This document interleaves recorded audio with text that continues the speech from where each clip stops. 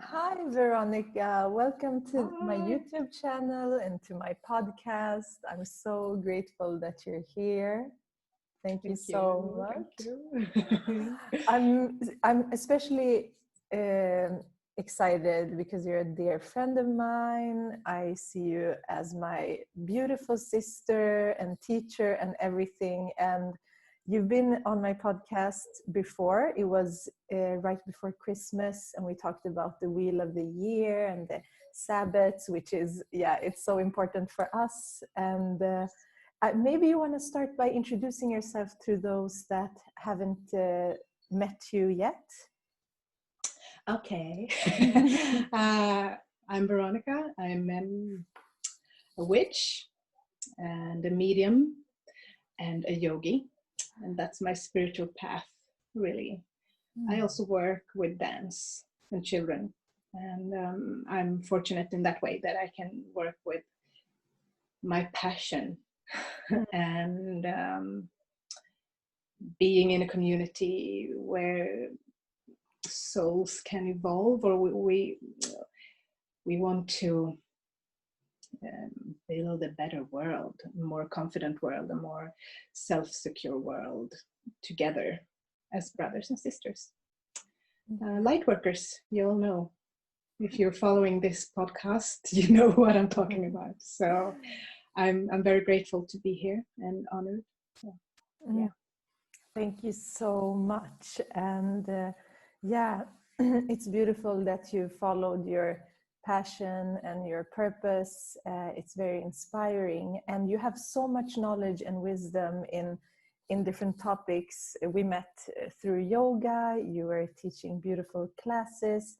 And right now, we're also in the middle of like major shifts and transformations in the world. And we just had this very intense eclipse full moon, which what I've heard from the community has been very intense for a lot of people. And it's been, for me personally, really affected my energy levels. My energy levels actually rose up, and especially in the night, evenings, which usually for me is like when my energy is at the lowest. And sleep has been affected, a lot of dreaming. So we just go with the flow with this energy. But it's really interesting to talk about the different moon phases, what they mean, and how to work with them. Because I think a lot of people are experiencing and feeling it, but they don't know what to do with it. So maybe Right. should we start with like just talking about the moon cycles and what they are, and then we can maybe go into each phase as well. True. I'm really excited about this phase, though. I know that a lot of people feel it's very intense, they can't sleep. But we all need to realize that we're also cyclic creatures. And evolvement and development is cyclic. It's not a straight road forward. It's cyclic, and that's why women bleed once a month. And excuse me, not all women bleed once a month. We all have different cycles, and I really want to honor that.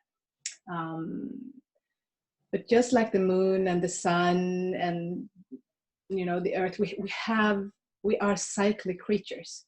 So right now we are in a waning cycle. That's how I say it. Right? It's a waning moon, and waning moon for a witch means it's time to let go. What do you need to release? It's a time to release. It's time for contemplation, meditation, maybe maybe looking at your dark side, your shadows, embrace them and release them. That's why I think this is so exciting, and this is what's happening in the world. It's crazy. The world is on fire. And it's really, really time to contemplate and meditate on your choices. What do you need to release to be a better person? And that's not an easy task at all. It can be scaring, frightening. So I think it's really, really important to surround yourself with people who are loving and caring, and maybe stay away from social media, maybe even stay away from the news sometimes, because there are a lot of pointing fingers, there are a lot of judgment, there's a lot of rage and anger. And rage and anger never leads to anything constructive. I'm not talking about people standing up for themselves, because we have to do that. But pointing fingers, rage and anger usually evokes rage and anger, and we're clashing. Oops. Yep. Literally. Yeah, definitely. So I've also been in I want to stand up and fight and stand up and but it's not the right way. And as a witch, the waxing phase, there's a place for standing up in love and be aware of what you're putting out there, and how you come across, and be a listening person outwards, because the world is really mirroring yourself. So you have to listen to the world, but you also have to listen to yourself. It's a two-way energy system, and it's also cyclic. Do I make sense? Definitely. And just to clarify, maybe some people don't know what waning and waxing is. The waning phase is when the moon is becoming darker, and the waxing is when it's growing and becoming lighter. Exactly. So now we just had a full moon, so it's going into its darker cycle. Exactly. And then it's gonna wake up again. Yeah. Exactly. So what do we need to release to create love and light, and or to create balance, really, within ourselves? You have to start there. And I keep remembering, when you're in the lower grades of school, and your teacher says, well, you have to be nice towards each other, because this is where peace starts. And as a child, you never understood why grown-ups were fighting, or why there's war in the world, why. But it starts with yourself. My teacher, she was so right. It starts with us. And if you notice yourself going, turning on all the wheels and all the lights, and you just go crazy, and you start pointing fingers, you start smirking, you just need to be right, you just have to, because we all have that. Maybe then it's time to contemplate. Yeah. I really truly believe this. Yeah. And that we are cyclic. We cannot be all the time. We need the time to relax, to meditate, to withdraw. Yin and yang,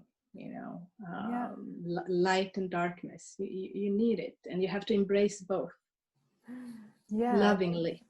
Exactly. I think that's why the moon cycles are so beautiful to also look at, and to follow, and to understand our own nature, that it's always shifting, it's never staying, and we're not perceiving it in the same way. So we're also shifting, but usually we have a mindset that, okay, now I reached a certain state, now I want to stay here. But it's life is never like that, and we are not like that. So the only constant thing is change. Yeah, we're constantly changing, constantly.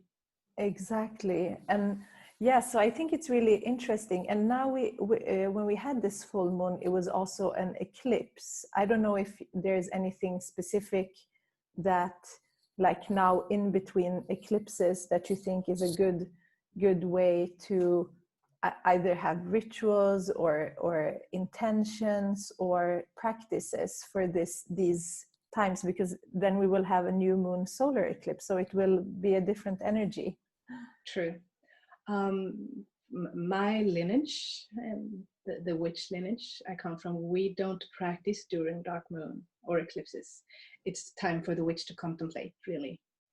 But otherwise than that, it's really important to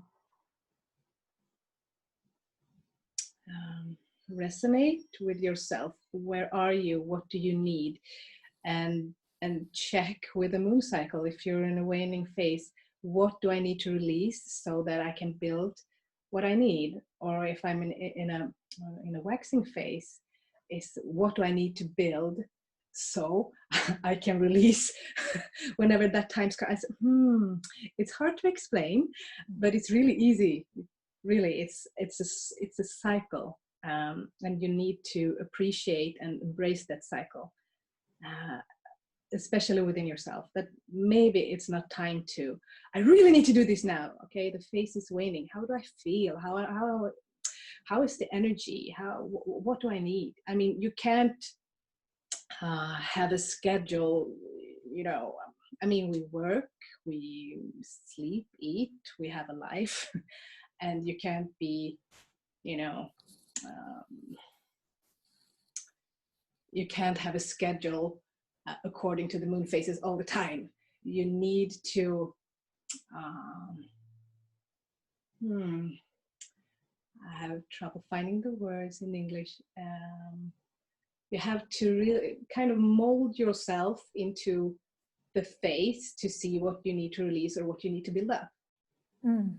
I hope I'm making sense, because you don't need to let anything go. You don't need to, you just have to shift the energy, really. Yeah, and it's more about going in intuitively and feeling like, how am I feeling right now? Maybe your own cycle, if you have a cycle yourself, it's like on the top energy. So then maybe you feel more energized when it's like a new moon, and you feel less energized when it's a full moon, although the moon is like, it's not. So it's more like understanding if we want to build a practice around the moons, because there are certain, so for example, now we're moving towards the quarter moon. Is there any practice that you see is important when we're right in the middle? I do, because the moon is growing darker. So from the lineage where I come from, you have to be very specific about what you want. The darker or the closer new moon or full moon, the more specific you need to be, really. And if you don't know what to do, meditate. That's the best answer I can give. If you don't know, if you feel like, I want to do a ritual about this, I want to do it, I don't know what elements should I choose, blah, blah, blah. Just let all that go and meditate. Meditation anytime.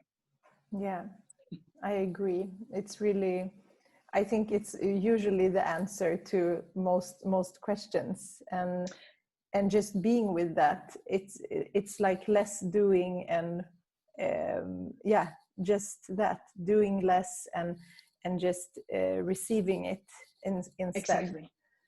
And so you can I know, so you can be in a state where there is, come what may, I can embrace whatever is approaching me, and I can relate to that through magic work. And honoring the moon, honoring the sun, honoring the phase that I'm in, really. Yeah, definitely. And how about when we have a new moon? What is the key things that is like surrounding that energy, do you think? The new moon phase stands for, creating new space for whatever you need and want. Some magic practitioners, they use the dark moon, but my lineage says that the witch's new moon is when you actually can see the moon on in the sky, because when you're that those 24 hours of dark moon, you need to be extremely, extremely specific with what you want, because magic can, when you say you need to know what you wish for. So I'm not saying that you shouldn't practice magic or rituals during dark moon, but I would say that be specific and careful. Keep it simple in that way. I noticed that my meditations go very deep during dark moon, and I personally rely on the witch's new moon. I feel lighter. I feel more confident that whatever I need to build, I will build when I see the moon in the sky. I can see that crescent silver. Is that like day 3, or when do we start seeing that? It's like, or 2 days after? Yeah, 2 to 3 days after dark moon. Yeah, and then it's growing, the energy is becoming it's starting to wake up again. And also I think just when it starts building, it is like a new, because it's like a new emotional cycle too, so things start feeling like in a new way. Maybe it's not always like that, maybe you have something from the previous cycle like lingering, but it's the same in the female body with the cycles. It's really like on, let's say on day 3-4 in the cycle, that's when you start feeling lighter, releasing, and just like like something has come out. And it's I also think it's interesting if you look at the middle phase when it's a quarter moon. It's also that can be seen as the balance between both phases, because we have one dark and one light side. It's like the perfect yin and yang, like in that phase.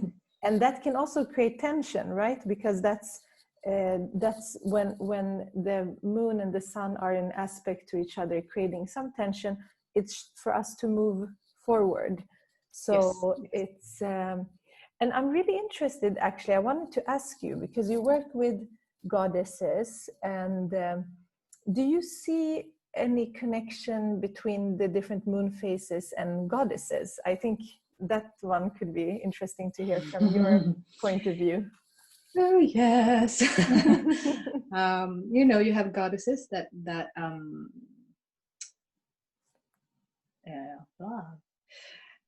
they stand for new creation. You have Saraswati. She's the goddess of art. I connect her to the new moon. And you have the full moon when you have Gaia, for example, or Freya in the North mythology. And during the dark moon or the waning phase, for me, who has Kali as the house goddess, she's the goddess of transformation, death and life and death. But she's also the mother of all. She sees the past, the present, the future. So transformation, she steps out when transformation is needed, and I connect her with the dark moon. But I can also, the dark moon and the full moon,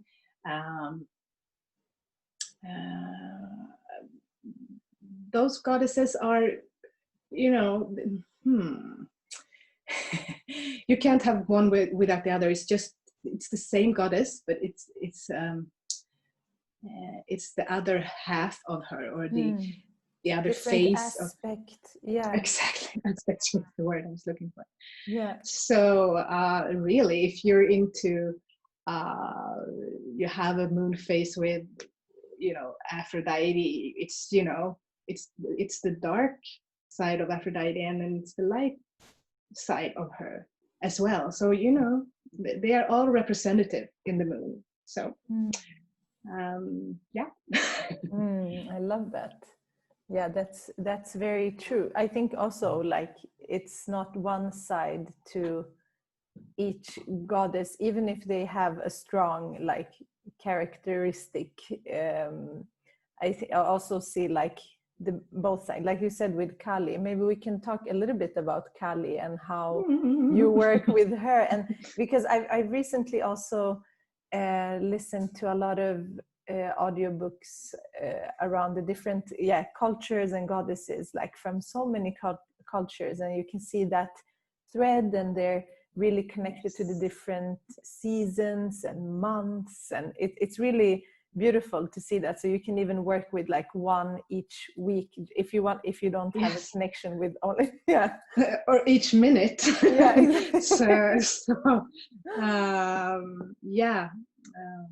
Kali, when she stepped into my life to be my house goddess, I dwelled on it for like 3 days and nights. I was like, how can this be? Because she's so fierce and intense.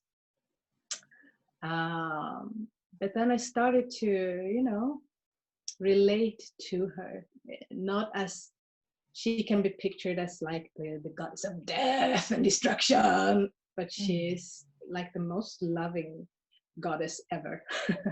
And you can see her, as we said, in all the cultures. In the North mythology, we have Freya. She's Kali, really. And I believe that maybe the Avalon priestesses would call her Lady Morgana, or the Lady of Avalon. And she's truly everywhere. And I mean, even the Virgin Mary, Maria Magdalena, they're all aspects of the goddess. And Kali is the aspect of transformation, of change. So she needs what she tells us, really, something needs to die, so something to give new birth. So she's the mother of death and of life.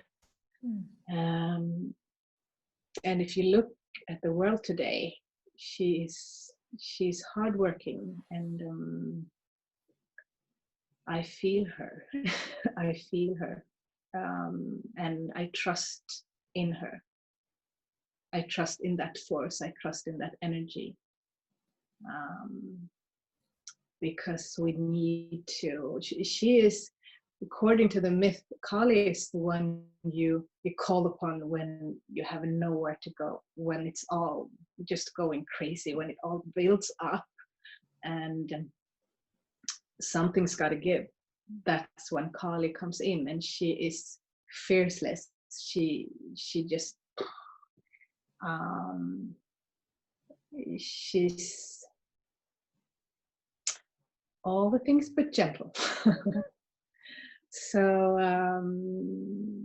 being in that energy, and it can be intense, but if you trust her work, you can also feel safe. Yeah, I love that energy, and it's really, I think she is coming up everywhere now for some reason. It's really her showing herself in imagery, in everything. Like one way to work with the goddess and the archetype is to read about it and watch the imagery and the symbolism and all of that, to just understand what it stands for, because when it comes up, it has a purpose. Yeah. Is there anything else you want contemplate? Yeah. Yeah, no, exactly. You put it very well, that we can talk about goddesses and the archetypes and the symbolism, blah blah blah, but I think we are all affected about the energy, and as a witch, you put a name on that energy. You use the symbolism of Kali, put it on the energy. So you don't need to use Kali. You can use whatever you want, God, or if you are drawn to the male gods, or it doesn't even have to be God. It can be the universe or the stars, or maybe you're working with angels. I don't know. Maybe you're atheist. You don't have to believe in anything, but I think we can all need to embrace what's happening and dig within to just meet yourself and ask yourself, how can I be a better person? That's really what I think the energy is about right now. Yeah, definitely. Thank you for everything that you shared, and I'm sure that we will share even more things in the future. I hope so, and take care up there. Mwah. Thank you. Mwah.